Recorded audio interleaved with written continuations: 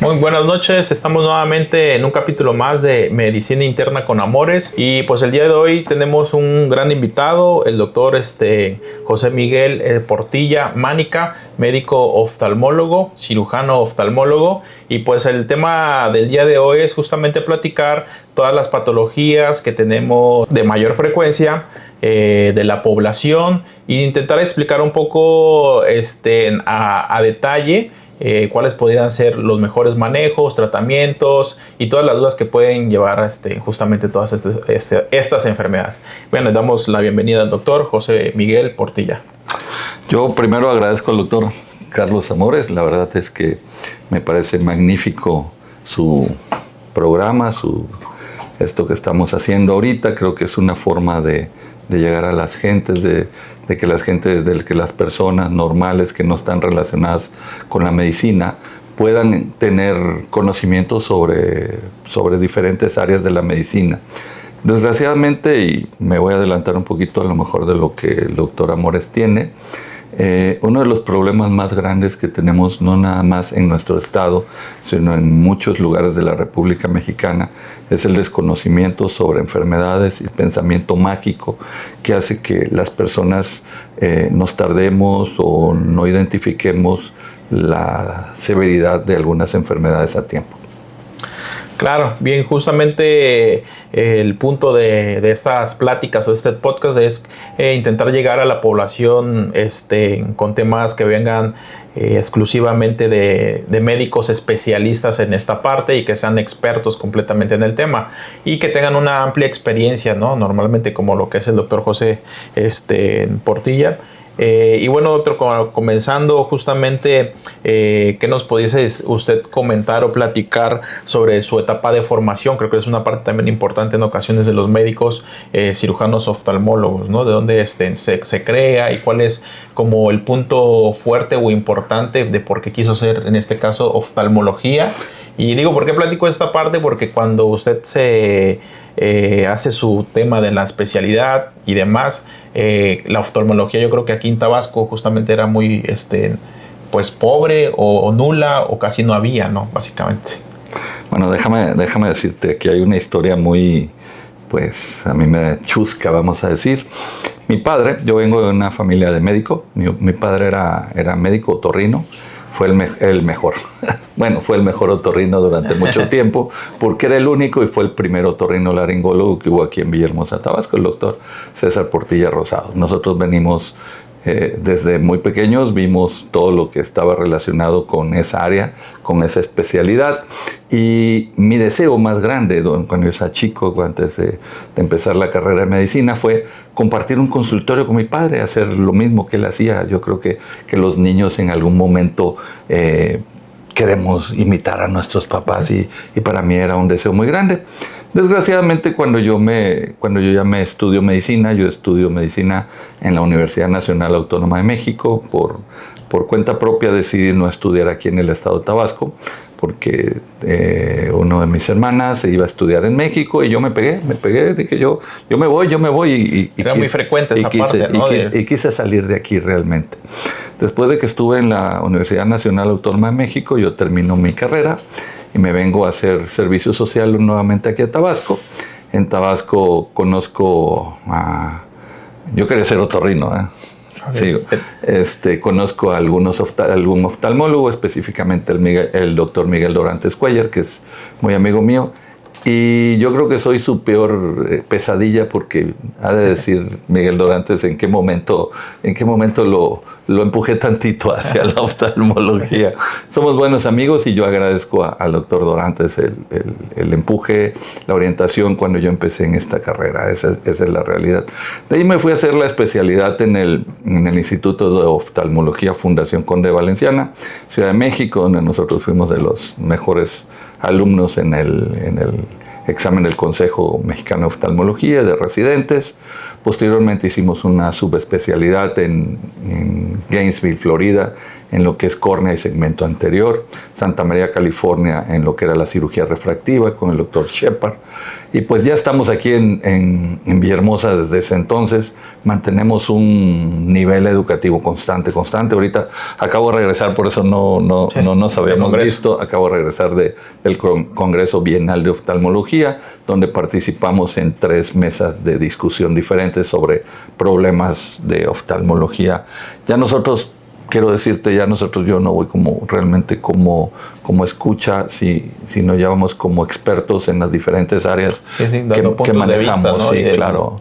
Como que cosas nuevas, manejos, tratamientos, o que cambiar o evolucionar, ¿no? Y la combinación de las cosas nuevas con la experiencia, ¿no? De lo nuevo con lo viejo, ¿no? Con lo viejo, justamente sí, claro.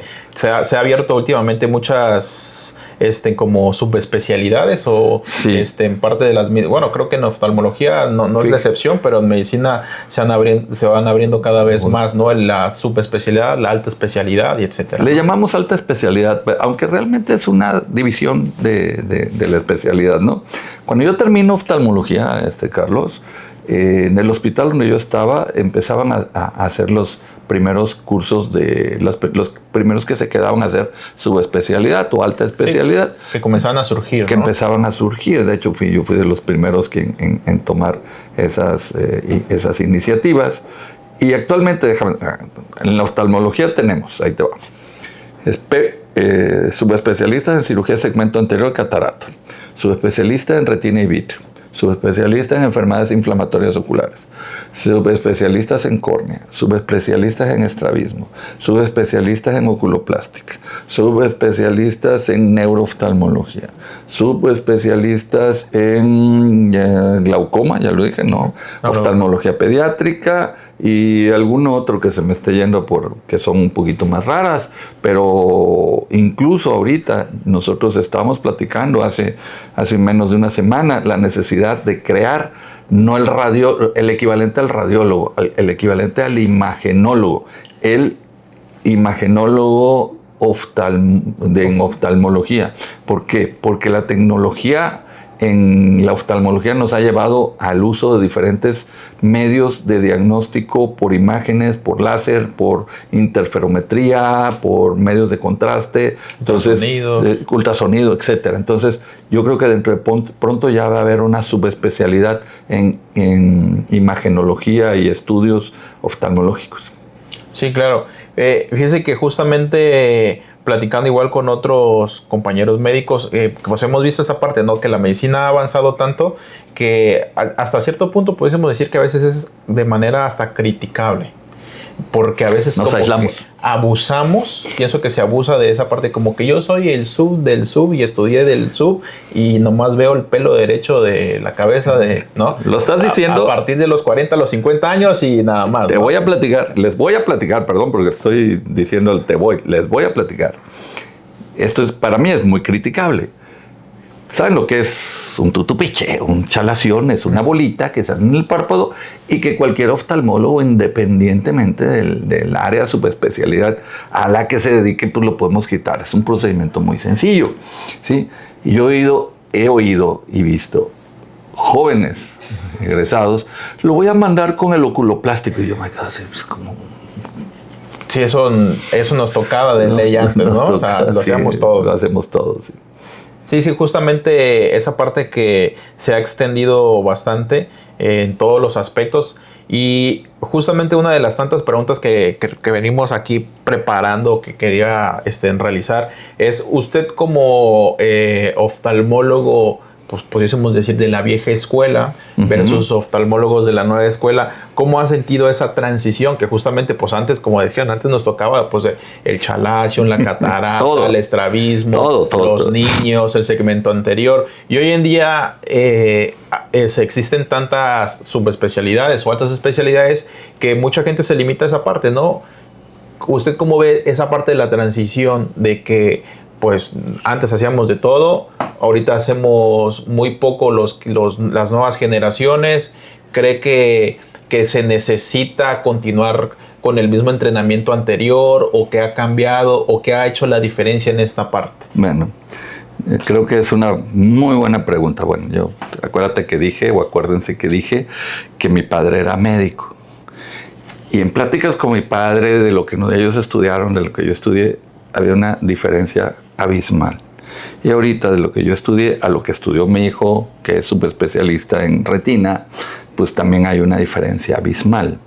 ¿A qué me estoy refiriendo? La información a la que los médicos tenemos acceso actualmente y las partes que se incluyen dentro de nuestra formación académica, porque formación académica es todo lo que estudiamos para poder ser lo que estamos siendo.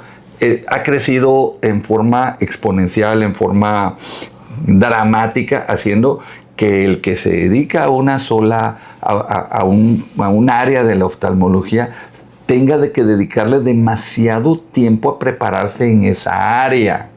Entonces, como que yo siento que de una u otra forma las otras, vamos a decir, subespecialidades o partes importantes para mí de la especialidad las relegan un poquito, o la experiencia que traen en otras áreas de la oftalmología son muy limitadas, muy limitadas. Ahí te va.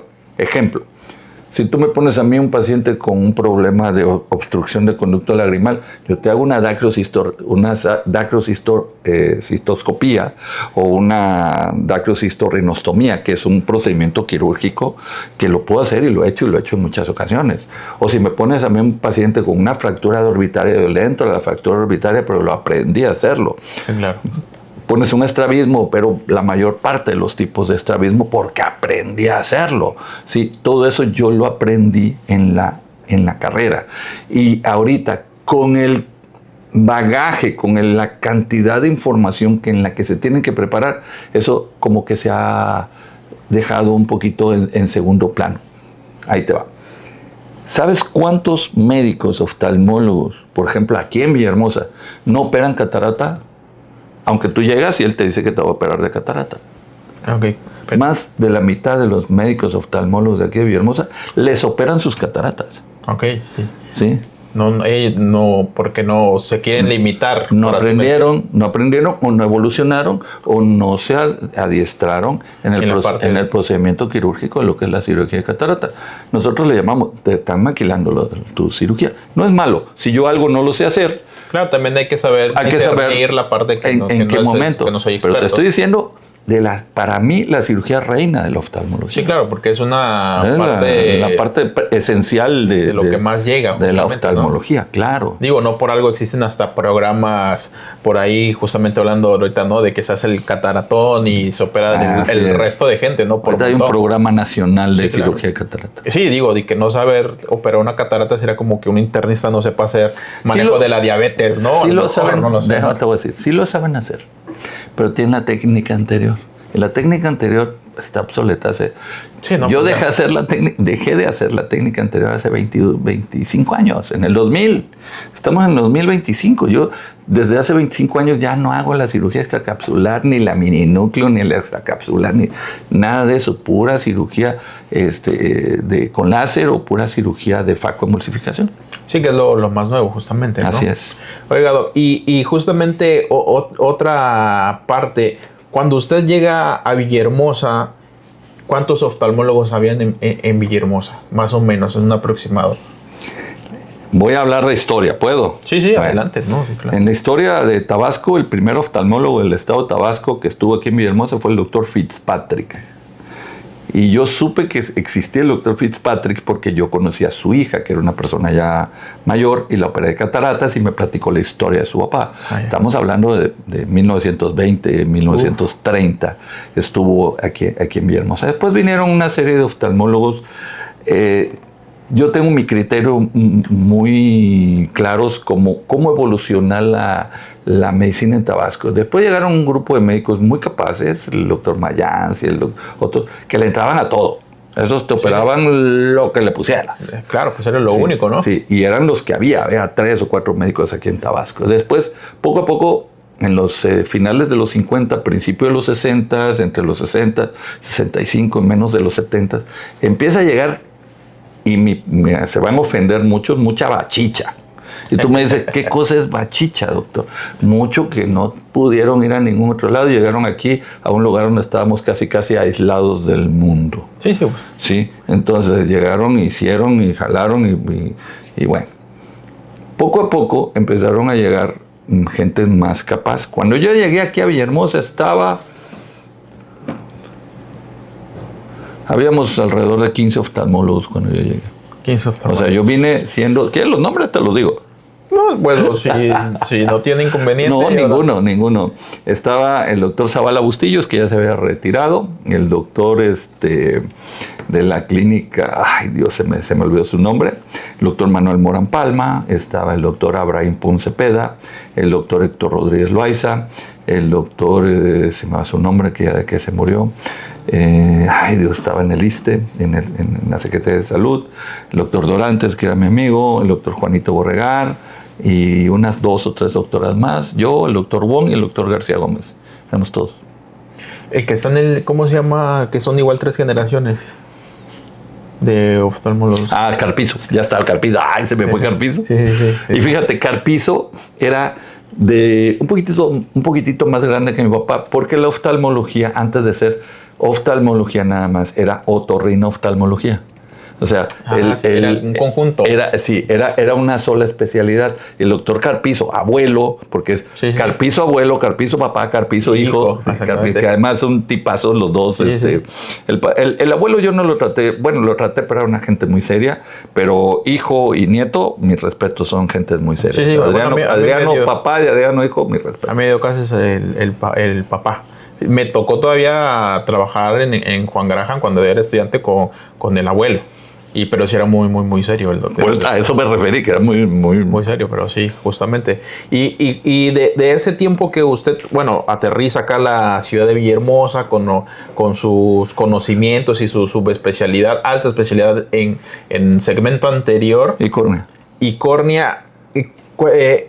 ¿Qué sucede cuando llega acá con los pacientes? ¿Siente que quizá los médicos que estaban anterior o ya están establecidos, existe un choque como de información, como bien dice usted, actualizados, desactualizados? Usted venía con lo más nuevo. ¿Cómo va sucediendo esa parte, no? Fíjate que la competencia hace la diferencia en muchas cosas. Aquí yo siempre lo voy a decir, un doctor que tenía 2 años antes que yo de haber llegado aquí a Villahermosa, fue una gente muy progresista. Y yo también una gente muy progresista. Y entre ese doctor y yo, ahora sí lo quiero decir, lo puedo decir con todas sus palabras, que es el doctor José Antonio García Gómez y yo, en una especie de yo puedo, yo jalo, yo subo, yo hago, ¿sí? Llenamos o hicimos que Tabasco, la ciudad de Villahermosa, cuente actualmente y contaba desde aquella época con prácticamente toda la tecnología de punta, ¿sí? Era una especie de competencia sana, porque yo nunca he dicho que seamos competencia, siempre digo que somos compañeros de especialidad. Sí, claro. Sí, entonces eso provocó, a mí al menos me estimuló para crecer mucho, y yo estoy seguro que a él también. Entonces aquí yo sí haría un reconocimiento póstumo a mi amigo, el doctor José Antonio García Gómez, de que gracias a él en su momento, porque si él no hubiera estado, pues a lo mejor yo no hubiera tenido el acicate y es que esa parte estimula claro, la competencia, que a veces es competencia sana, ¿no? Como se dice, sí, ¿no? Claro. Muchas veces, ¿no? Porque también hay de competencia. Sí. Roces y todo. Pero es parte del show, ¿no? Pero es parte de todo. Es parte del show. Y justamente en toda esta evolución, ¿cuántos años tiene usted laborando como oftalmólogo? Yo llego a la ciudad de Villahermosa, Tabasco, como oftalmólogo como en mayo de 1988. Estamos hablando de, ya se me olvidó, 88 para 2 al 90 son 2, son como 42 años, ¿no? 20, 35, 37. Hoy fue 40, ¿sí? Sí, 37 años. 37 años, sí. O sea, de hecho, les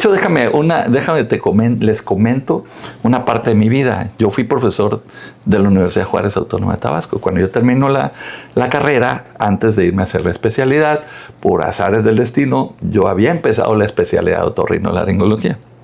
Pero no me gustó. Y me regreso a esperar la oportunidad del siguiente año. Y en ese tiempo en que yo estoy aquí, pues es cuando a mí me empieza a interesar la oftalmología. Entonces empiezo a trabajar. Trabajé en el ICET. Perdón, 37 años, dije 47. 37, sí. Trabajé en el ICET. Trabajé en la universidad Juárez Autónoma de Tabasco. Fui jefe de servicios médicos de la universidad. Y, ¿dónde más trabajé antes de eso? ¿Seguro? No, nunca trabajé en el seguro. No, era yo médico general. Sí, ok, bien. Bueno, y yo de ahí, cuando yo decido irme a hacer la especialidad, pues yo ya tenía una posición de privilegio. Yo ya había estado como jefe de enseñanza. Sí, porque ya había hecho una carrera como de médico general, como pues se había fogueado. Administrativa. Sí, claro. Sí, y entonces todo el mundo me dijo, ¿y cómo te vas a ir? ¿Por qué te vas a ir? Pues porque esto realmente no me gusta. Esto lo tomé como un momentito para ver qué pasa. Para ver qué pasa más. Y agarré un poquito más de madurez y fue cuando me fui a hacer la especialidad de oftalmología, de lo cual no me arrepiento, obviamente. Sí, y durante todo este tiempo que evoluciona la oftalmología, que desde que llega del 88 al día de hoy, ¿qué tanto... ¿Qué cambios han habido? Mira. De manera así muy... Híjole, que sea como un parteaguas que dijera. Drástico. Antes no nos imaginábamos hacer esto y hoy en día... Okay. Drástico. Cuando yo llego aquí en Tabasco, nadie ponía lentes intraoculares. Estaba empezando a ponerlos el doctor García Gómez. Y yo ya venía fiera en eso. Sí, yo ya venía bien entrenadito, ya me había preparado. Y empezamos él y yo a poner los primeros lentes intraoculares. Y después el doctor Feliciano Wong. ¿Sí? Después empezamos a evolucionar a la cirugía láser, a tener láser para fotocoagular diabéticos, a tener ya láser para procedimientos quirúrgicos, a hacer procedimientos que aquí no se hacían. Yo me acuerdo, en una ocasión, yo no tenía equipo quirúrgico, yo no sé operar sin un microscopio quirúrgico, yo no aprendí a operar. Nosotros desde el primer día... Día 1, día 0, entonces su microscopio. Pues yo no lo tenía, entonces lo tenía que pedir prestado. Y la persona a la que se lo pedía yo prestado, agarraba y me acompañaba en la cirugía. Y pues obviamente le pagabas el uso del aparato, y un día... inocentemente me dice, ya estoy haciendo tal cosa como tú la haces. Entonces, en ese momento a mí me cayó el 20 de que lo que yo sabía lo estaba yo compartiendo a la competencia, ¿no? Claro, sí, claro. Sí. Entonces fue cuando yo dije, me voy a comprar mi equipo. Inmediatamente compré mi microscopio. Y si te platico la historia del microscopio, te vas a reír. ¿Quieres saber? Sí, claro. Ya agarro. En aquella época no le habían quitado los ceros a la moneda.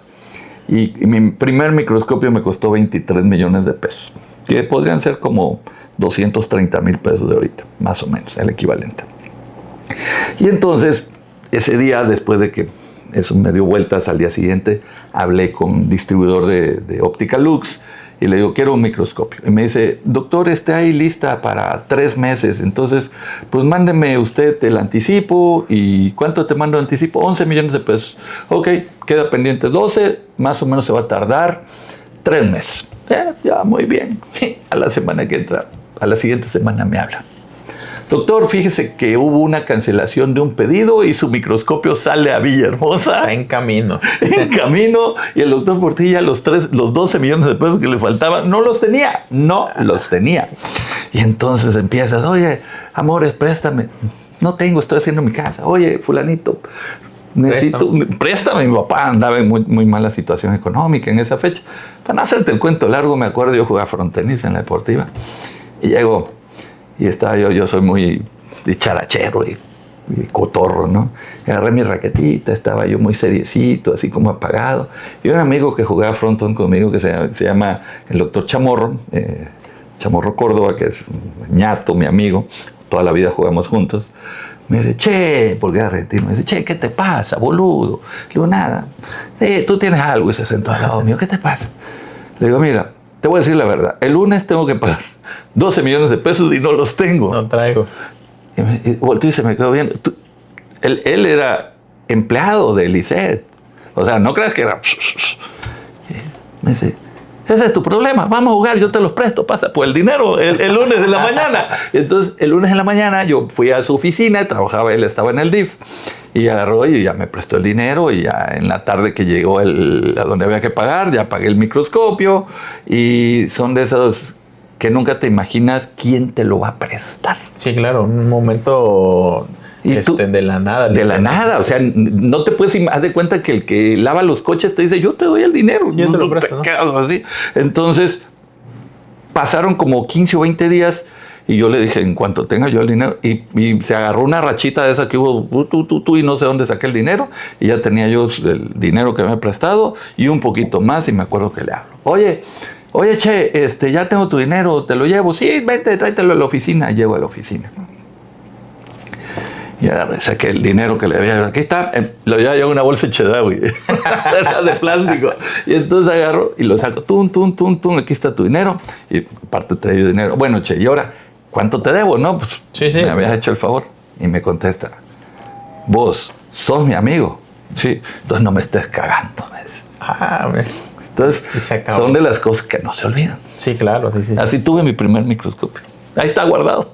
Ah, sí, todavía lo tiene. Ahí está guardado. O sea, es reliquia. Sí, claro. Bueno, yo pienso que también la parte de como el afecto, ¿no? El sentimiento, claro, de algo. Sí. Entonces, desde que usted viene y compra su microscopio, siempre estuvo laborando en la parte de la medicina privada. Yo regresé al ISET porque yo quería mucho al ISET. Yo había sido los médicos formadores iniciales del ISET cuando se abrió el nuevo hospital, el hospital ISET. A la gente del ISET se le atendía en el hospital Juan Gran y la medicina general se empezó a dar consulta en lo que era el antiguo hospital infantil, que luego se pasó al nuevo hospital Rodolfo Nieto, y en lo que era el antiguo hospital infantil se hizo el hospital del ISET. Yo ahí empecé. Entonces yo regreso porque yo conocía a los cirujanos, a los urólogos, al plástico, al otorrino, a todo mundo. Yo había laborado con ellos. Yo había laborado con todos ellos. Pero tuve ahí una desaveniencia con un médico después por X razones que no me voy a acordar. Y dije, no, esto no es conmigo. Y la verdad, hay muchos médicos que agarran una institución, según yo, para terminar de hacer manitas. Y no es por nada, pero pues yo ya las manitas las traía yo bien hechas. Entonces agarré y me salí. Y dije, ya no. Y seguí. Y entonces alguien me dijo, doctor, en el hospital del niño no hay oftalmólogo. Bien. Y entonces pues ya me voy al hospital del niño. Yo no conocía al doctor Manuel Fernández Torrano, era el director del hospital del niño. Llegué a la dirección del hospital del niño y así, vuelvo a decirte, así como soy, la puerta estaba abierta, no estaba la secretaria. Y me asomo y le digo, estaba el doctor, así un escritorio bien bonito, y el doctor Fernández Torrano, no sé si lo conociste, impecable, además una gente muy seria, muy propio, doctor, se me quedó viendo así como diciendo, ¿y este? Soy el doctor fulanito de tal, siéntese, me dice. Le digo, pues yo soy oftalmólogo y quiero ver si necesitan de mis servicios. ¿Cómo no, doctor? Me dice, ¿cuándo puede usted empezar a trabajar? Le digo, pues si quiere ahorita me pongo a dar consulta. Le digo, yo no tengo ningún problema. Ah, sí, ¿cómo no? Así empecé, ¿eh? Me dice, después 2, 3 palabras, y no platicamos mucho porque era muy serio, ¿no? Y me dice, muy bien, preséntese con la enfermera Lupita León en el área de consulta, ya que le diga cuál es el consultorio. Y todo. Y ya me fui, güey. Salgo, y en el momento que iba yo en la puerta, me revolteo y le digo, doc, una cosita, le quiero pedir un favor. Dígame, doctor, me dice, yo quiero hacer mi consulta privada y le quiero pedir su autorización. Si puedo, a la hora que yo termine, irme a mi consultorio. Si necesitan que yo regrese, regreso en el momento que sea y me comprometo. Si me necesitan sábado, domingo, día festivo, a medianoche, a media madrugada, ustedes me llaman y yo vengo. Y todo el tiempo que estuve trabajando en el hospital del niño se los cumplí. Dejó de ser director el doctor Manuel Fernández Torrano, empezó el doctor Lucio Galileo Lastra, que además los dos son gente muy seria, y dejé de ir al hospital del niño, que yo quería mucho porque tengo muchos conocidos, amigos y que hay gente que yo quiero mucho ahí, y dejé de ir simple y sencillamente porque ya no me daba el tiempo, ya saturó por el trabajo ya externo, me saturó. ¿no? Llegué al grado de tener un chofer con una combi. Para que Sí, y que agarraba yo y me hablaba la enfermera, doc, llegaron 3 pacientes tarde, y mandaba yo al chofer con la combi a traerlos al consultorio, los atendía yo en el consultorio y ya los regresaba al hospital del niño. Fíjese. Así. Oiga, y justamente hablando de esta parte de la oftalmología pediátrica, que nuevamente, creo que cuando usted se fue... Yo fui aquí llegó, cuando se creó el Hospital del Niño, llegó el único oftalmólogo pediatra que había habido antes de eso. Yo no soy oftalmólogo pediatra. El doctor Aro Camacho. El doctor Aro Camacho estuvo como 2 o 3 años y se fue. Y después trabajó en el Hospital del Niño el doctor García Gómez y después yo.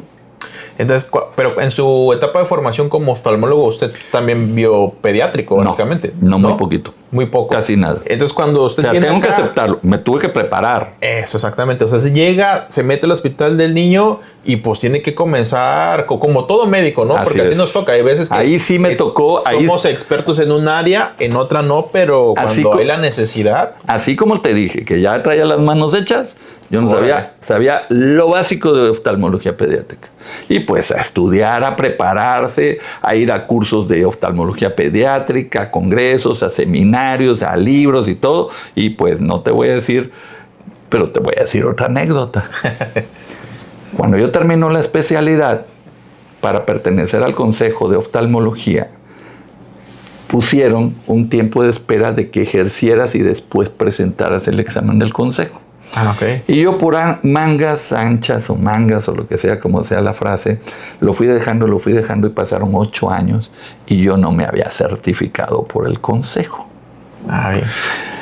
Y pues por razones de que había el examen del Consejo, es un examen bastante peliagudo, bastante pesado, y había una especie de pugna entre los principales hospitales de la Ciudad de México. Y te preguntaban, ¿tú vienes de dónde? Pues vengo de tal hospital, ahorita nos vamos a desquitar contigo.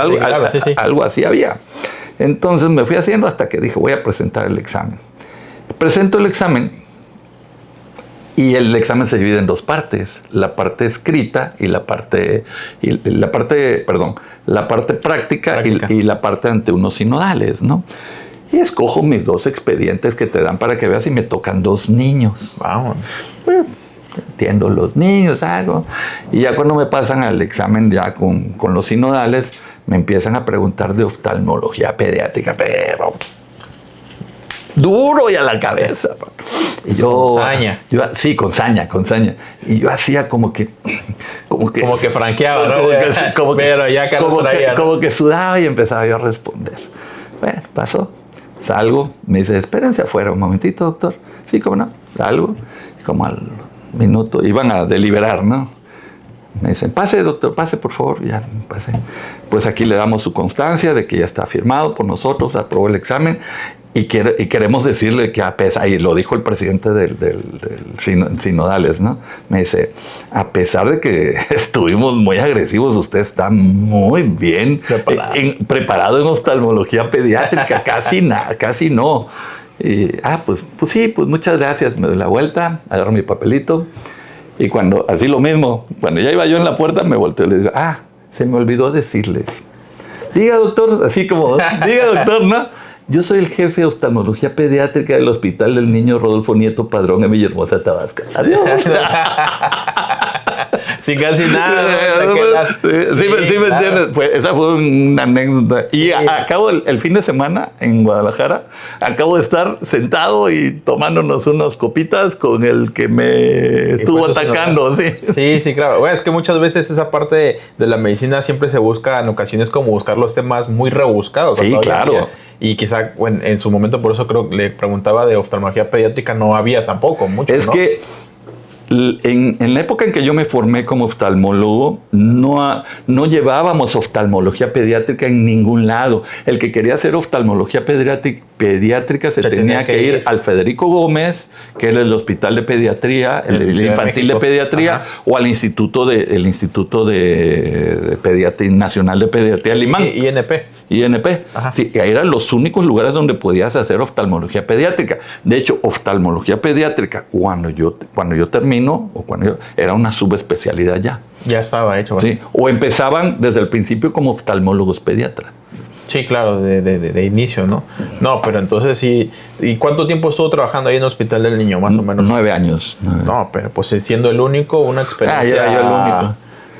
Cuando yo estaba ahí, llegó un médico del que yo quiero mucho, y que es una gente oftalmólogo que sufrió mucho, porque nosotros estuvimos en el temblor de 1985 en la Ciudad de México, en donde yo vivía no pasó nada, pero este amigo se cayó su casa, su edificio, su departamento, perdió sus documentos, se cayó su hospital.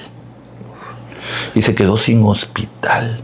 Tuvo que andar buscando para dónde terminar, ¿no? Dónde poder terminar la especialidad. Me estoy refiriendo al doctor Edén Castillo Padilla, que es mi amigo, mi hermano. ¿El doctor que está aquí en la Plazuela del Águila? Ese, sí. No, entonces, fue un oftalmólogo. Es mi amigo. Y creo que es pediatra, justamente, ¿no? Es que estuvo en el hospital del niño. Él llega a trabajar al hospital del niño, como al año y medio, 2 años, yo renuncio y ya se queda él como patrón. Sí, claro. Sí, él me revisó cuando en algún momento, porque también es amigo de mi papá, hace añísimos. Además es un tipazo. Ya se jubiló, ya. Sí. Sigue trabajando ahí en la misma parte. Sí, y entonces él lo arropan ahí. Él se queda, se arropa ya. Se autoarropó, ¿no? Nos autoarropamos porque ninguno, ni él ni yo éramos oftalmólogos pediatras. Sí, pero pues ahí... Y los siguientes que han llegado, la única oftalmóloga pediatra desde esa época que estuvo el doctor Aro Camacho, ahorita, al día de hoy, que ha estado en el hospital del niño, es la doctora, ay Dios, ya se me olvidó. Olivia Yepes. Ok, bien. Y ya, pero es otro tema. Pero ella es oftalmóloga, hizo la subespecialidad en oftalmología pediátrica, es una excelente persona, un excelente médico, muy capaz, muy seria y muy responsable. Bien, oiga, y platicando justamente de esta parte del segmento anterior y de su especialidad o su alta especialidad. La evolución de la catarata. La evolución de la catarata. ¿Alguien nos puede platicar que es una patología evidentemente de suma frecuencia en el país, en México, no es la excepción, y todas las causas, ¿no? Que muchas veces, y hoy en día también asociado mucho a las enfermedades crónico-degenerativas, claro, a la diabetes principalmente, que va justamente en aumento? ¿Qué nos puede platicar a grosso modo de este tipo de catarata? ¿Cómo se trata? ¿Cómo se maneja? ¿Cómo le hago el diagnóstico? ¿Qué es lo que presiente el paciente? ¿Cuáles son los síntomas que acuden? ¿O cómo detectarla en su momento? Lo primero que yo te voy a decir es que una de las tecnologías o de las cirugías que más ha evolucionado en la medicina es la cirugía de la catarata, para empezar. Y que hemos pasado en diferentes etapas, y a mí me tocó vivir casi todas. A nivel de la cirugía de catarata se vuelve... antes, en la etapa antigua, la cirugía de catarata nos esperábamos hasta que el ojo estaba totalmente tapado, que ya no veía nada, porque no había forma de rehabilitar el ojo. Operabas, sacabas la catarata, cortabas la mitad del ojo casi como si fuera una naranja, lo costurabas con unas suturas muy gruesas, tenías que dejar al paciente casi un mes acostado y luego le ponían unos lentes de fondo de botella terribles, ¿no? Esa etapa no me tocó. Okay. ¿Sí? Después viene lo que se llamó la cirugía intercapsular, que era cortaban el ojo, metían una especie de cuchillete, cortaban el cristalino y lo exprimían como Dios les daba a entender. Claro. Y entonces, pues eso también no les iba muy, muy bien. Pero pues ya después de que se desinflamaban, después de un mes, 2 meses, se le mandaban los lentones y el pobre paciente parecía, fondo de Coca-Cola, que no es anuncio. De ahí viene la Segunda Guerra Mundial, y en la Segunda Guerra Mundial identifican unos ingleses que fragmentos de esquirla de las cabinas de los aviones de plástico, y ese plástico se llama polimetilmetacrilato, que es como esto que está aquí. Sí, es un plástico grueso. Es un plástico grueso, que es lo que forman las cabinas, las partes de las micas de las ventanas de los aviones y eso. Esquirlas de eso entraron al ojo y se dieron de algunos ojos de pilotos y se dieron cuenta que esos no causaban reacción inflamatoria. O sea que funcionaban como medios inertes. Y a alguien que ahora sí, eso sí se me olvida el nombre, se le ocurrió hacer un mini lentecito chiquitito para sustituir al cristalino, que justamente es el que se extraía. El que se extraía, y entonces empezaron los primeros lentes intraoculares después de la Segunda Guerra Mundial, vamos a decir entre los 40 y los 50. Pero pues no había acceso todavía y se empezaron a popularizar hasta finales de los 70, 70 y tantos, 80 fue cuando ya se hizo el boom. Casi nadie imponía, en esa época casi nadie imponía lentes intraoculares. Cuando yo entro a la especialidad de oftalmología, estaban empezando. O sea, tenían 2 o 3 años que en el hospital empezaban a ponerle a todos los pacientes lente intraocular. Cuando yo salgo de la residencia, a todos, tiro por viaje, sabías que tenías un lente que se llama cristalino y que lo tenías que sustituir. Entonces, vamos a regresar al principio. El criterio de esperar a que el paciente no vea ya no es válido. ¿Por qué? Para empezar, todos tenemos catarata. Oye, doctor, pues ¿cómo que todos tenemos catarata? Todos tenemos cristalino. Efectivamente. ¿Sí? Y el cristalino, desde que nacemos, sigue creciendo y se empieza a envejecer. Y empieza a cambiar de tono y de enfoque y eso con el paso del tiempo. Entonces, realmente las cataratas empiezan en promedio alrededor de los 40 años, cuando notamos que nos falta brazo para leer. Ahí, ¿qué pasó? Que el cristalino, que todavía no es una catarata como tal, ya se endureció y ya no enfoca. Entonces, el primer dato de catarata. Esa ya es una catarata. Listo, ya. Desde ahí. Entonces, ¿qué es lo que hacemos actualmente? Cuando el paciente o la persona, la disminución de la visión le afecta en sus actividades diarias o le está provocando una enfermedad secundaria, es indicativo de cirugía de catarata. Entre más se esperan, las posibilidades de tener complicaciones y tener efectos secundarios y tener cirugías más difíciles y que el paciente diga no quede bien porque se inflamó el ojo o lo que sea, son más grandes. Si operamos un paciente con cataratas, vamos a decir que no estén tan desarrolladas, que no estén tan maduras, las probabilidades de recuperación son mejores. Pero del cielo a la tierra. Entonces, ¿cuáles son los síntomas de la catarata? El primer síntoma de catarata es alrededor de los 40 años, ya no podrá enfocar. Y eso lo corregimos con unos lentes para ver de cerca. Eso empieza a los 40, luego va incrementando hasta que de repente dice uno, oiga, doctor, pues es que yo ya no veo ni con los lentes, ya los colores no los veo nítidos, las cosas me cuesta trabajo, me molesta la luz, veo mejor de noche que de día en algunos pacientes, etcétera, etcétera. Entonces, el paciente lo nota. O sea, si yo llego y me dicen, ¿tienes una catarata? Yo le voy a decir, sí, desde que nací tengo la catarata. Yo estoy hablando yo. Ah, muy bien. ¿Se lo voy a operar? No, espérame, que me vas a operar si yo veo bien 100% de lejos y veo muy bien de cerca. No justifica una cirugía de catarata. No, es que fíjate, Portilla, por si das de cuenta que yo no soy médico, fíjate, Portilla, que estoy identificando que tu cristalino, o sea, tu catarata, no te está afectando tu visión, pero sí está bloqueando el ángulo de la cámara anterior y está provocando una enfermedad que se llama glaucoma.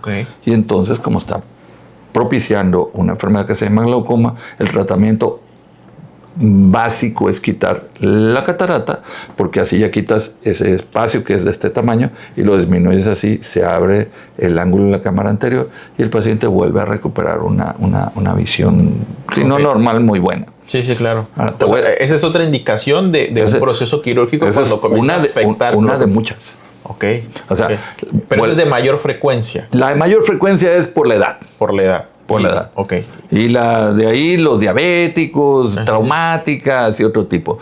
Y las que producen enfermedades secundarias. Claro, como esta que me está platicando. Como esta que te estoy diciendo, sí. Y lo importante de la cirugía de catarata y lo que te decía del desarrollo de la cirugía de catarata es de todas las cirugías realizadas en el ser humano, actualmente, es una de las cirugías premium más seguras que hay. A ver, o sea, voy para atrás.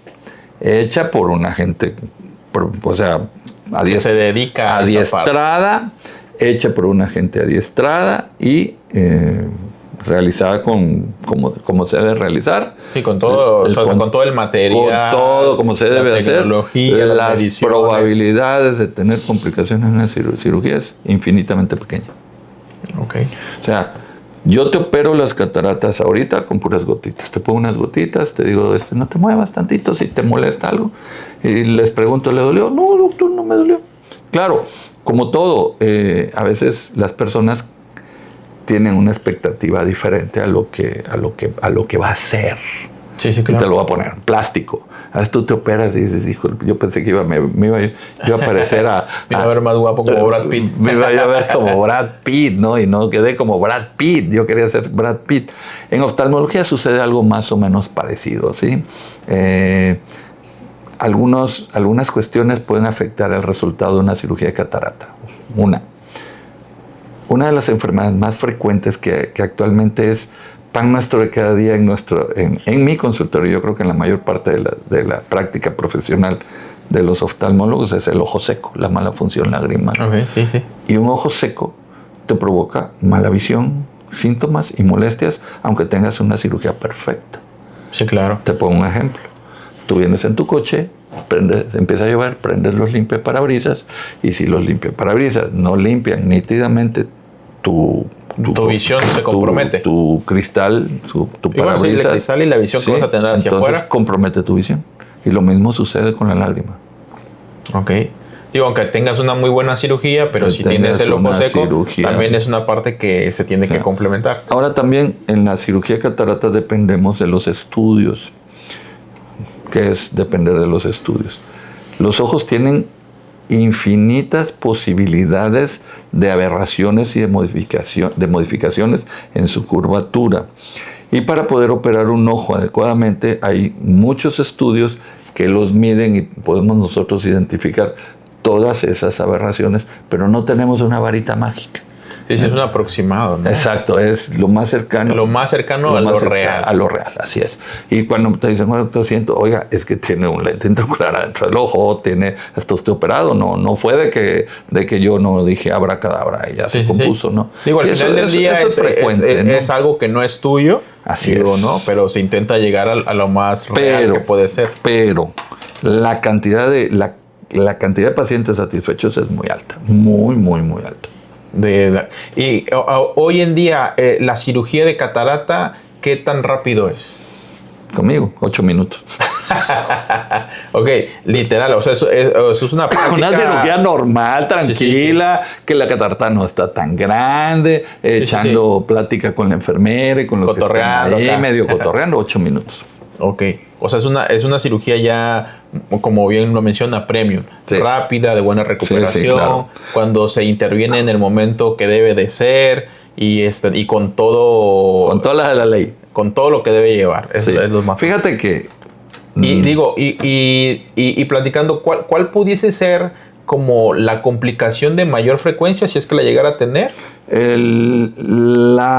Para mí, en mis manos, la complicación de mayor frecuencia es insatisfacción por el resultado. Ok. O sea, más que nada del paciente, de lo que, como bien comenta, lo que la esperaba. Autopercepción de que sabes que yo esperaba ver como Superman detrás hasta de las paredes, ¿no? Exacto. Oiga, pero es que está viendo bien. Sí, pero yo pensé... No, espérame tantito. Por eso yo, para la cirugía de la catarata, me siento y les explico mucho. Sí hay pacientes que te quedan perfectos, pero también hay un índice de pacientes que pueden no tener una visión perfecta y que requieran unos lentes para afinar la visión. Yo pensé que ya tienen una falsa creencia de que como les vas a poner un lentecito adentro del ojo, ya no van a necesitar lentes. Sino que va a quedar perfecto. Que va a quedar perfecto. Y entonces es ahí donde yo les digo, a ver, permítame tantito. Hay tres tipos de cirugía de catarata. Yo hago un solo procedimiento, que es la facoemulsificación.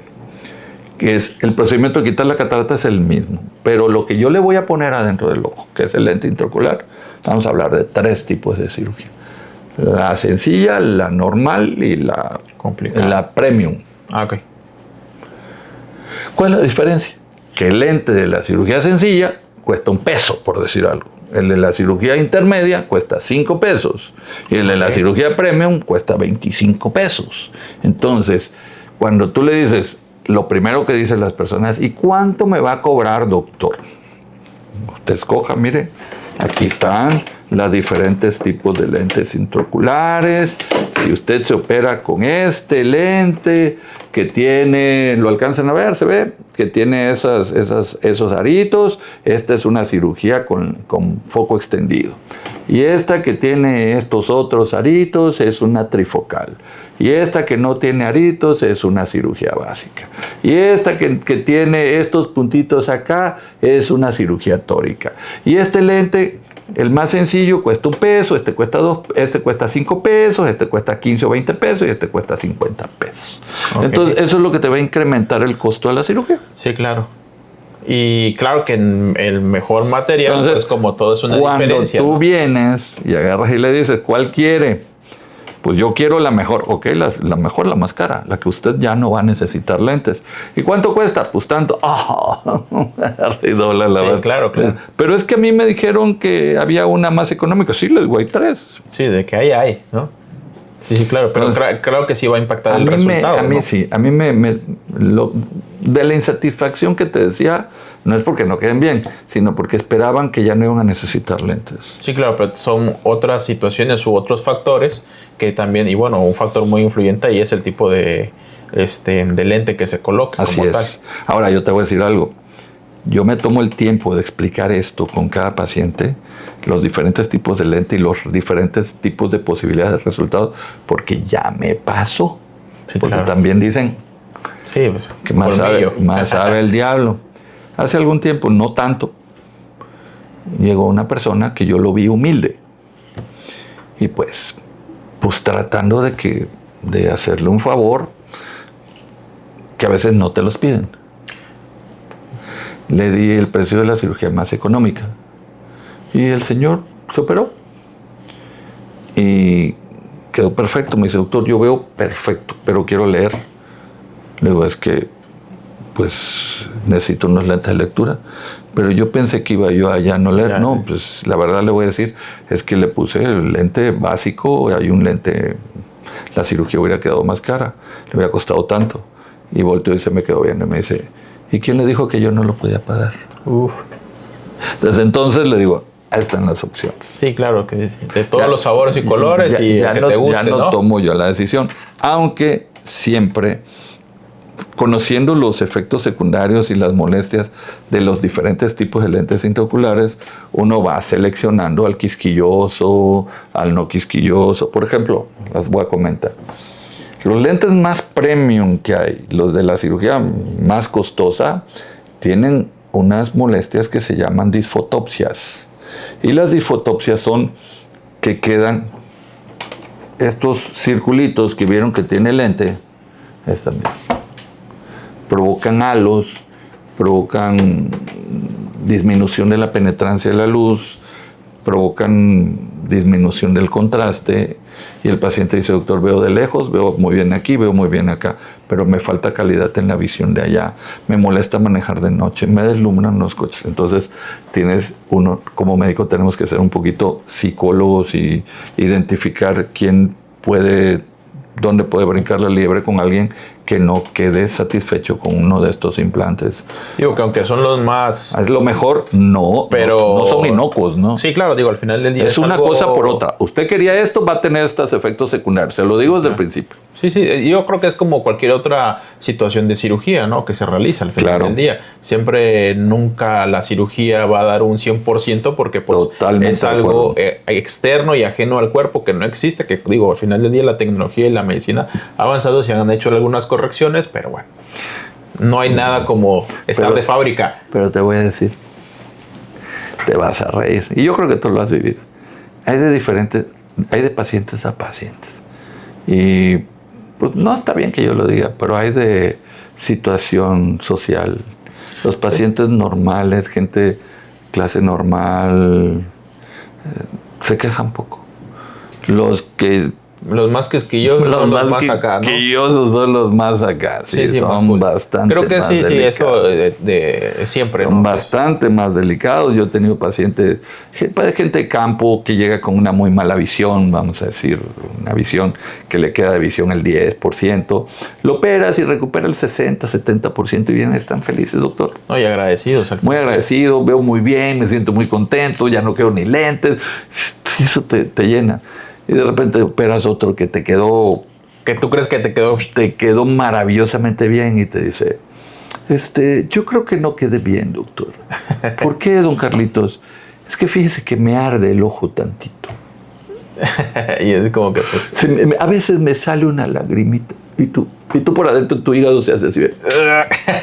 Claro, que, fíjese, o sea, te dice el mejor trabajo sí. Y hay momentos en que siento que me deslumbra la luz. Así posible. Sí, porque tiene usted un lente adentro del ojo, no es natural. Pues no había de mejor calidad. Le digo, aquí está lo que le puse. Esto, sí, claro, si usted me demuestra que hay algo mejor que esto.